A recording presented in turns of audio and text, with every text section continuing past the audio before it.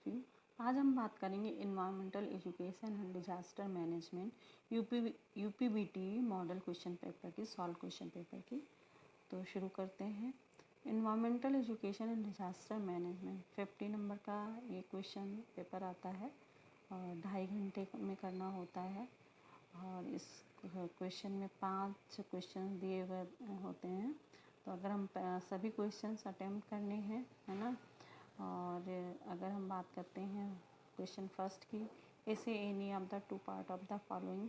पहला क्वेश्चन है write a brief the basic of ecology. Second है B explain the concept of greenhouse effect. Third है C है write a note on road development and ecology. Next question है second question, answer any 2 part of the following, discuss the man made sources of pollution. Next है describe the biological characteristic of the water based. C है how can air pollution is be controlled. तो ये 2 questions हो गए। Next question है third question, answer any 2 part of the following. How does noise pollution affect children? Write the source of the radioactive pollution. Next C है discuss the type of air pollution. Next answer any 2 part of the following. पहला question है fourth A, write a note on management of industrial and hazard waste. Next B है briefly write the main characteristic the manufacture storage and import of hazards chemical. Next है why is environmental management system required. Fifth and last question है write note on any 2 of the following. इसमें पहला है type of disaster management, objective of national environmental policy, early warning system. तो ये प्रत्येक question जो है 10 नंबर का है। 2 क्वेश्चन करने हैं, सब में 5 नंबर का क्वेश्चन है, यानी कि 5 पार्ट हैं। Question number 1, question number 2, question number 3, question number 4, question number 5। सब में 3-3 ऑप्शन, 3-3 दिए हुए हैं क्वेश्चन, जिनमें से 2 करने हैं। और प्रत्येक जो 5 हैं सब 5 यानी कि 10 क्वेश्चन करने हैं और सभी इक्वल मार्क कैरी करते हैं। और हम बात करेंगे पहले question number 1, answer any 2 part of the following. पहला क्वेश्चन है write a brief note on the basic of ecology. Ecology क्या है? Human science, population, community, ecosystem and biosphere are all include in the scientific field of ecology. कौन कौन? Human science, population, community, ecosystem, ये सब में ये क्या है? Biosphere, all are include in the scientific field of ecology. Ecology क्या है? Ecology is the study of species, their environment and the interaction that occur between them. Ecology क्या है? इस स्पीसीज़ के बारे में, जैसे एक मैन की हो गई होमो सेपियंस, जैसे एनिमल्स की अपनी अपनी इंडिविजुअल स्पीसीज़ हो गई, और उन स्पीसीज़ के बारे में जानना, उनके इन्वायरमेंट के बारे में जानना, उनका आपस में क्या इंटरेक्शन है, क्या संबंध है, उसके बारे में जानना इकोलॉजी कहलाता है। It is study on many different skills including the organism, population, community, biosphere and ecosystem. The main objective of ecologist is to gain a better understanding of how an organism function. और ecologist का काम क्या है कि ये समझना कि कैसे ऑर्गेनिज्म फंक्शन करते हैं और कैसे इन्वायरमेंट में अडॉप्ट करते हैं, कैसे इंटरेक्शन करते हैं और डिफरेंट बायोडाइवर्सिटी में कैसे रहते हैं। और जैसे इकोसिस्टम के 2 तरह का होता है, बायोटिक एंड एबायोटिक। और बायोटिक यानी कि बायोटिक में सारे जो हैं कौन आते हैं? बायोटिक कंपोनेंट में सारे लिविंग ऑर्गेनिज्म आते हैं, एबायोटिक में नॉन लिविंग ऑर्गेनिज्म आते हैं। The primary goal of ecology to understand how biotic and abiotic component are distributed in the environment. इसका प्राइमरी गोल क्या है कि बायोटिक यानी कि जो जीवित ऑर्गेनिज्म है और जो नॉन लिविंग है, दोनों आपस में क्या संबंध है दोनों, और वो कैसे एनवायरनमेंट में डिस्ट्रीब्यूट रहते हैं। The living and non living element as which their interaction with the environment, उनका एनवायरनमेंट के साथ कैसा इंटरेक्शन होता है वो हम इकोलॉजी में पढ़ते हैं। बायोटिक कंपोनेंट क्या है? Biotic component include all living organism such as plant, animal, man, algae, fungi, bacteria, viruses, and their waste material. The biotic components are further classified into the category as follows.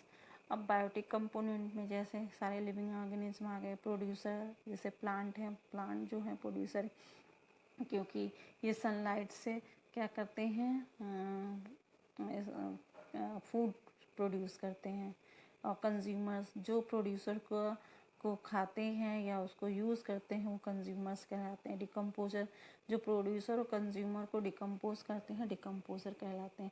Abiotic component include non living things present in the environment such as air, water, soil, humidity, temperature, ये सारा क्या abiotic component का। These are essential for survival of biotic component.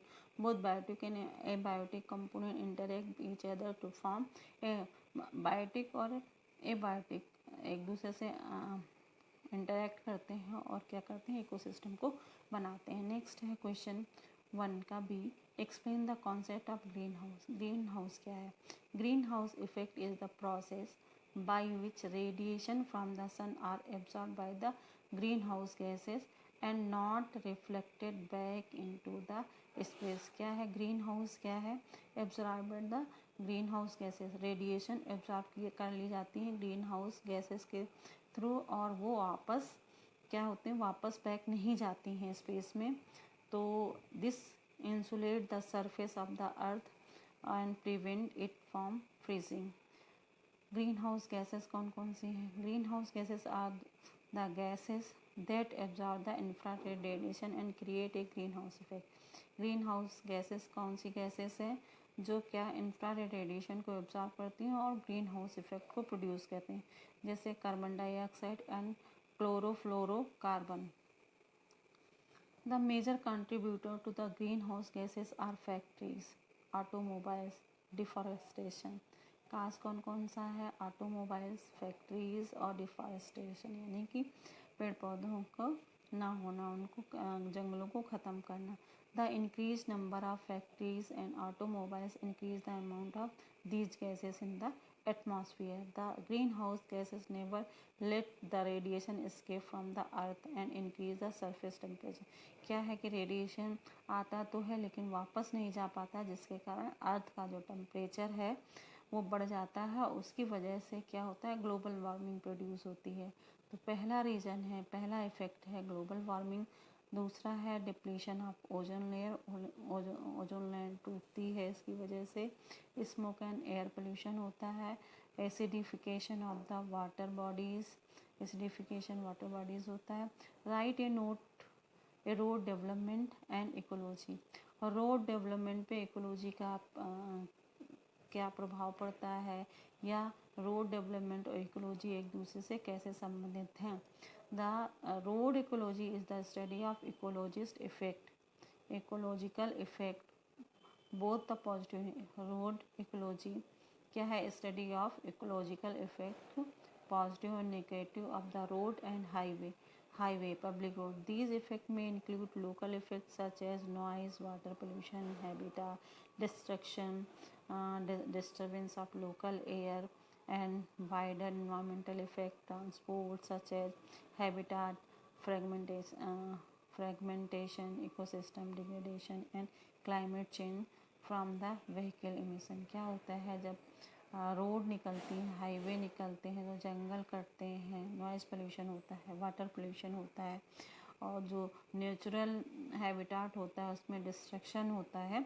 तो ये सारे effect हैं जो और रोड डेवलपमेंट की वजह से इकोसिस्टम पे इफ़ेक्ट करते हैं। The design, construction and management of road, parking and other related facilities as well as design and regulation of vehicle can be changed their effect. Road are known to cause significant damage of forest, prairies, stream and wetland beside the direct habitat loss due to the road itself and road kill the animal species, road alter water flow pattern, increase noise, water and air pollution, create disturbance that alter species composition, nearby vegetation, thereby reducing habitat for local native animals and act barriers to animal movement. Road are the form of linear infrastructure that have some effects similar to infrastructure such as railroad, power lines and canals, particularly in tropical forest. क्या होता है road की वजह से, जैसा कि आपको बताएं, जो नेचुरल तरीके से प्लांट्स या फिर जानवर या फिर स्पीसीज रहते हैं तो उनका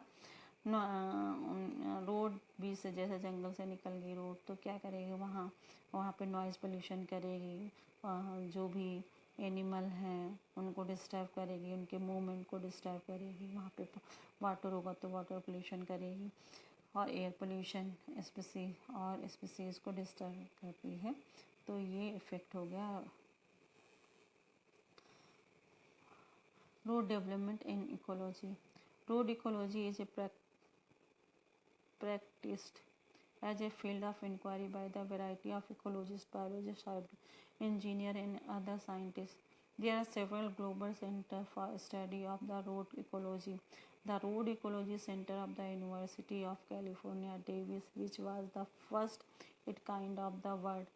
The Centro Brasileño of the Ecologia de Estredes at the Federal University of Lavras, Brazil, the Carolina State University, बहुत सारी यूनिवर्सिटीज़ हैं, बहुत सारे जो रोड डेवलपमेंट एंड इकोलॉजी पे स्टडी कर रहे हैं। Answer any two part of the following, discuss the man made sources of pollution. जो मैन मेड सोर्सेस हैं पोल्यूशन के, जैसे एयर पोल्यूशन करता है, एयर पोल्यूशन क्यों होता है, कार की वजह से, फैक्ट्री की वजह से। इसी तरह से वाटर पोल्यूशन भी फैक्ट्री की वजह से और हाउसेस की वजह से जो गंदा पानी जाता है, और नॉइज़ पोल्यूशन भी हॉर्न की वजह से, व्हीकल की वजह से, फैक्ट्रीज़ की वजह से, पॉपुलेशन बढ़ने की वजह से नॉइज़ पोल्यूशन होता है। तो ये मेन 3 तरीके के हो गए, एयर पोल्यूशन, वाटर पोल्यूशन और नॉइज़ पोल्यूशन। तो जैसे कि ये तो एयर पोल्यूशन हो गया, दूसरा वाटर पोल्यूशन है, दूसरा लैंड पोल्यूशन। तो हम अगर एयर पोल्यूशन की बात करेंगे, air pollution is the presence और release of any foreign particle और गैस इनटू एयर। क्या करना, एयर पोल्यूशन में presence of release of any foreign, कोई भी फॉरेन पार्टिकल का होना जो है air which is harmful to the living and non living object, और जो कि फॉरेन मटेरियल लिविंग और नॉन लिविंग के लिए हार्मफुल हो तो वो एयर पोल्यूशन कहलाएगा। Human made sources of air pollution, जैसे फैक्ट्रीज हो गए, पावर प्लांट हो गया, release carbon dioxide, carbon monoxide, sulphur dioxides and nitrogen, smoke and hydrocarbon, mining activity release methane and particulate matters, vehicle release carbon dioxide, carbon monoxide, hydrocarbon, atomic energy, plant release radioactive substances into the air। 6 कौन सी, carbon monoxide, lead nitrogen oxide, ground level ozone, particular pollution जैसे कि आपका particulate matters हो गया, and sulphur dioxide. ये सारे causes हैं एयर पोल्यूशन के जो कि मैन मेड है। नेक्स्ट है वाटर पोल्यूशन। वाटर पोल्यूशन उससे गार्बेज वगैरह फ्लोट कर जाता है, हम लोग कूड़ा डाल देते हैं वाटर में, सारी नालियों से बहकर नदी में जाता है, जिसकी वजह से नदियों का पानी पीने योग्य नहीं रहता है। सारे नाले सब कूड़ा वगैरह ले जाते हैं। Some polluted water look muddy, smell bad, and has garbage floating in it. Some polluted water look clean, but the filled with harmful chemicals. You can see the smell. Polluted water is unsafe for drinking, swimming. Some people who drink polluted water exposed in hazardous chemicals that may be sick. Other consume bacteria and tiny delicate organisms that disease. तो ये सारे water pollution हो गया। Factories main reason है, industry और sewage water जो भी जाता है, नालियों का पानी। Land pollution, same pollutant foul the water and also harm the land, minimising sometimes leave the soil contaminated with dangerous chemical, pesticides, fertilizers। Agriculture में जो भी यूज़ किए जाते हैं केमिकल्स, वो सारे क्या कहते हैं, लैंड पोल्यूशन का काम करते हैं। They are harm plant, sometimes people, some fruits and vegetable absorb the pesticide to help them grow. The people consume the fruit and vegetable, the pesticide enter in the bodies and cause cancer and एडालिजाई। जो pesticides और fertilisers use किए जाते हैं, वो अगर plant absorb कर ले तो उसकी वजह से अगर वो फिर जो कंज्यूमर्स हैं उनके शरीर के अंदर चला जाता है और क्या करता है कि कैंसर का कारण बनता है। Describe the biological characteristics of waste water. Biological characteristic of sewage waste water में biological characteristics of waste water depend expensive knowledge of recognised type of microorganism, यानी कि बायोलॉजिकल माइक्रो ऑर्गेनिज्म के बारे में जो कि वाटर में पाए जाते हैं। The engineer should be able to determine the level of microorganisms present in the surface and waste water of those biological treatment. Domestic wastewater is considered extremely important for public health if there is a biological constituents in them. Domestic wastewater contains much of the food and microorganisms which is organic in nature, living and dead matters. Due to domestic wastewater is highly unstable, putrid type and biodegradable. Many microorganisms make their way to the waterways due to the soft and infiltration, making the possible to find almost any kind of microorganism in the sewage. Roughly 105 per mm of the bacteria can be found in domestic। सबसे ज़्यादा जो है domestic waste water में पाए जाते हैं। Know more about the water waste and treatment here. Bacteria biological characteristics are follows. Bacteria have significant role in the process of stabilization and decomposition both organic matter and wastewater treatment plant. Bacteria is responsible for the widespread disease among human of gastrointestinal tract. Many two type of bacteria found in sewage। सीवेज में intestinal bacteria पाए जाते हैं। Non pathogenic intestinal consist of tract container. Next है pathogenic organism. This kind of organism discharged by the infected human who have a specific type of disease. The pathogenic organism excreted by the people process dangerous health related risks जैसे typhoid, diarrhoea, dysentery, cholera के bacteria पानी में आ जाते हैं और वही पानी को कंटामिनेट करते हैं जो कि डिजीज़ फैलाते हैं, पैथोजेनिक कहलाते हैं। पैथोजेनिक ऑर्गेनिज्म कहलाते हैं। नॉन पैथो इंटेस्टाइनल बैक्टीरिया की जो नॉन पैथोजेनिक होता है सीवेज में इंटर करता है किसके through, along with the stool. तो ये real sewage bacteria. These are the develop in sewage both anaerobic and aerobic can easily found in the sewage. The aerobic process help to oxidation of organic matter. Anaerobic bacteria include Streptococcus and Clostridium। इसी तरह से हो गए pathogenic. Protozoa पाए जाते हैं, fungi पाए जाते हैं, एल्गी पाए जाते हैं। ये माइक्रोऑर्गेनिज्म हो गए वाटर के अंदर। How can air pollution be control, कैसे एयर पोल्यूशन हम व्हीकल को कम कर सकते हैं। Avoiding use of car as much as possible, using public transport whenever possible. जब भी पॉसिबल हो हम या तो ग्रुप में एक साथ जाएं, हाँ अगर सिंगल जाना हो तो हम पब्लिक कन्वेंस से जाएं। By not using vehicle for short distance, छोटी जगह जाना हो, थोड़ी दूर जाना हो तो हम साइकिल से जाएं। By using clean fuel LPG CNG instead of diesel and petrol CNG और LPG यूज़ करें। Always disposing the garbage properly, not burning it. Controlling the emission from the vehicle and house hold chimneys. तो ये हो गया answer. Any two part of the following. How does noise pollution affect the children. Children को कैसे affect करता है, तो children की तो लर्निंग कैपेसिटी को कम करता है। Interfere with the speech and language. जो बच्चे ज़्यादा लंबे समय तक नॉइज़ में रहते हैं उनकी स्पीच में प्रॉब्लम होती है, उनको बोलने में और लैंग्वेज में प्रॉब्लम होती है। Repeated exposure of noise during the critical period development में affect child question of the speech language and language related skills such as reading and listening. सुनने में प्रॉब्लम होती है, रीडिंग में प्रॉब्लम होती है और वो भाषा को अच्छे से बोल नहीं पाते हैं, समझ नहीं पाते। Impair learning, the inability of concentrate to noisy environment can affect the child.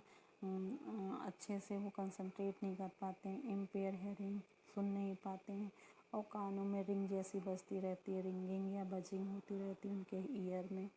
A symptom associated with many form of hearing, hearing loss की वजह से होता है। Disturb and cardiovascular system, elevated blood pressure and other cardiovascular ailment can be found in children who are chronically exposed to loud noise. Disrupt sleep. Noise can be awaken a child or disrupt his or her sleep pattern. Write the source of radioactive pollution. Radioactive pollution nuclear accident की वजह से, nuclear generation plant की वजह से radioactive pollution होता है। दूसरा, अगर रेडियोएक्टिव वेपन्स यूज़ किए जाते हैं उनका परीक्षण होता है। यूज़ ऑफ रेडियो आइसोटोप का, mining, spoilage of radioactive chemical, test on radiation, cosmic rays, other natural sources, nuclear waste handling and disposal. इनकी वजह से क्या होता है रेडियो। ये सारे सोर्सेज हो गए रेडियोएक्टिव पोल्यूशन के। Discuss the type of air pollution. Particular metals, ground level ozone, carbon monoxide, carbon dioxide, sulphur dioxide, lead, nitrogen oxide, ये सारे एयर पोल्यूशन और क्या है, ये सारे टाइप हैं एयर पोल्यूशन के। तो थैंक यू।